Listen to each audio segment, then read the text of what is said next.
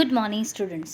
आज हम देखेंगे उच्छ्वसन में बाहर क्या निकलता है, यानी जो श्वसन की क्रिया पूरी होती है तो उसमें कौन सी गैस बाहर निकलती है। इसके लिए हम एक यहाँ पे एक्टिविटी देखेंगे 10.6। कोई पतली स्वस्थ परख नली लीजिए स्वच्छ, जिसमें कॉर्क लगा हो। यदि परख नली उपलब्ध न हो तो आप कांच का ग्लास भी ले सकते हैं। इस तरह की परख नली लेनी है, और अगर परख नली ना हो तो कांच का ग्लास भी इसकी जगह यूज़ कर सकते हैं, या प्लास्टिक की बोतल भी ले सकते हैं। परखनली में थोड़ा सा ताज़ा बना चूने का पानी डालिए। प्लास्टिक की एक स्ट्रो की परखनली में इस प्रकार डालिए कि वह चूने के पानी में डूब जाए। जब स्ट्रो के द्वारा धीरे धीरे चूने के पानी में फूंक मारिए। क्या चूने के पानी में कोई परिवर्तन दिखाई देता है? क्या आप इसे अध्याय 6 में किए गए अध्ययन के आधार पर समझ सकते हैं? बिल्कुल। आप जानते हैं कि हम जिस वायु का अंतःश्वसन या उच्छ्वसन करते हैं वह गैसों का मिश्रण होती है। जो हम सांस लेते हैं तो हम केवल और केवल ऑक्सीजन नहीं लेते, गैसों का जो पूरा मिश्रण है उसको हम अंदर लेते हैं, जिसमें से केवल और केवल ऑक्सीजन काम में आती है।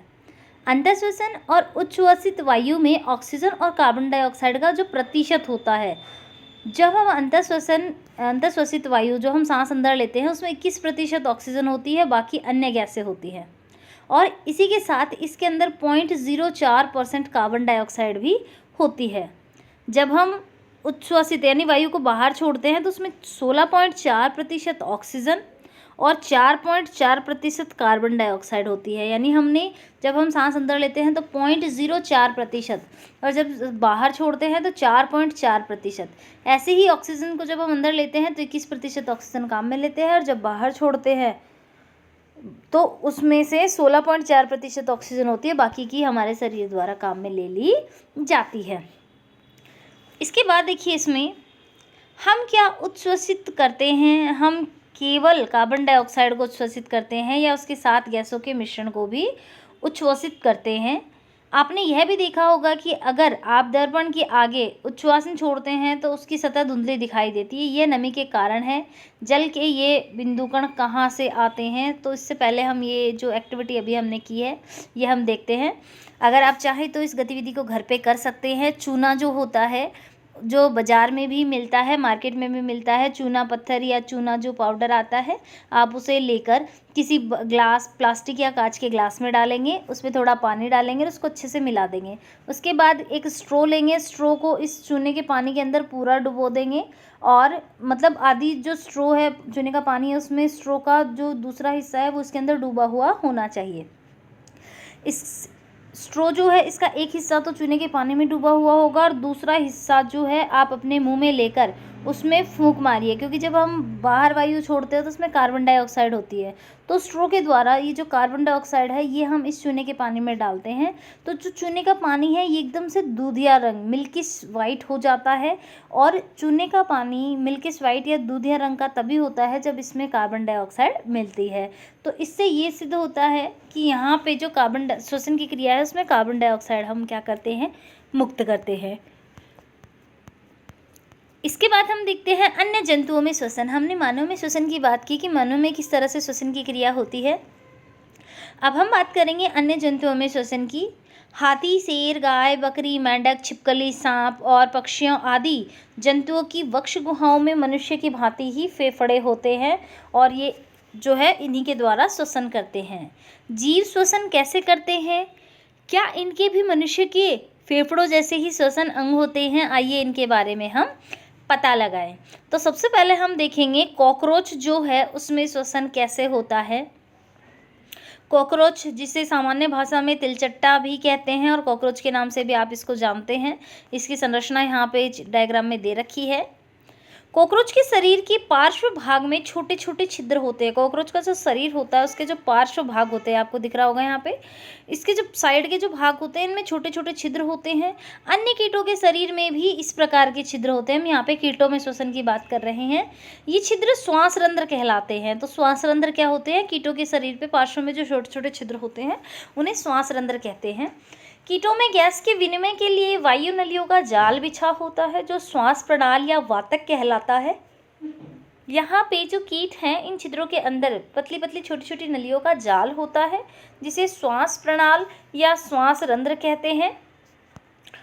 कीट जो है इनके अंदर कीटों में गैस के विनिमय के लिए वायु नलियों का जाल बिछा होता है जो श्वास प्रणाली या वातक कहलाता है। ऑक्सीजन समृद्ध वायु श्वास रंध्रों से श्वास नालों में जाकर शरीर के ऊतकों में विकसित होती है। देखिए यहाँ पे हम कॉकरोच के अंदर श्वसन की क्रिया की बात कर रहे हैं। यहाँ पे कॉकरोच का डायग्राम दिखा रखा है।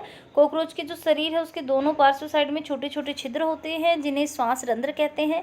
ये छिद्र अंदर जाके नलीनुमा संरचना में खुलते हैं और कॉकरोच के शरीर के अंदर जो है कई सारी नलियों का श्वास जो नलियाँ हैं इनका जो पूरा एक प्रणाल होता है जिसे श्वास प्रणाल कहते हैं।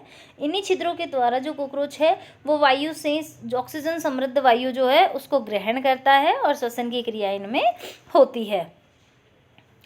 इसी प्रकार कोशिकाओं में कार्बन डाइऑक्साइड श्वास प्रणालों में जाती है और श्वास रंध्रों से बाहर निकल जाते हैं। जिस तरह से जो छिद्र होते हैं श्वसन छिद्र जो हैं उनके द्वारा और फिर उसके बाद अंदर जो जाल है नलियों का श्वास प्रणाल है उसमें ऑक्सीजन जाती है, कार्बन डाइऑक्साइड बनती है और यह कार्बन डाइऑक्साइड इनसे होती हुई और इन छिद्रों द्वारा बाहर निकाल दी जाती है।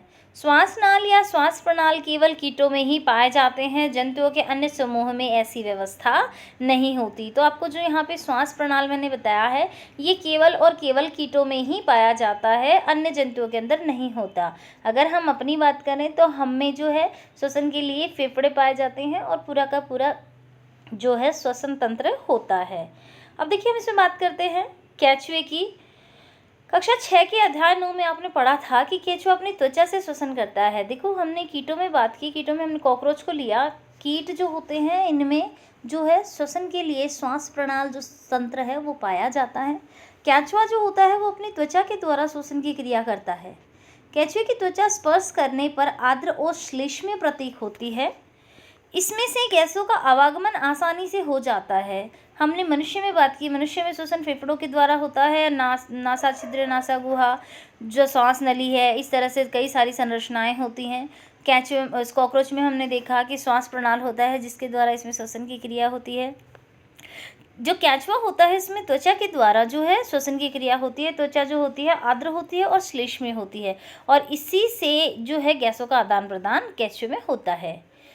यद्यपि मेंढक में मनुष्य की भांति फेफड़े होते हैं फिर भी अपनी त्वचा से भी श्वसन कर सकते हैं जो आर्द्र और श्लेष्मीय होते हैं। मेंढक जो है ये जल में भी रहता है और ये थल में भी रहता है।